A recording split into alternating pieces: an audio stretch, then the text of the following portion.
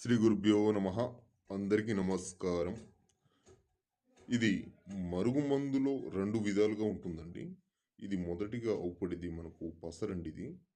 ఈ పసరు అనేది భార్యాభర్తలకు కానీ, లవర్స్ కానీ, అత్త కోడలు కానీ, ఇది మనకు ఒంటికి కానీ, చెప్పులకు కానీ, తలకు కానీ, శరీర భాగంలో ఏ మూలనైనా సరే కాస్త అంటించినా పూసినా మనకు కేవలం 24 గంటల నుంచి 3 రోజుల్లోనే ఎంతటి వారైనా సరే మనకు హద్దుల్లో వచ్చేస్తారండి.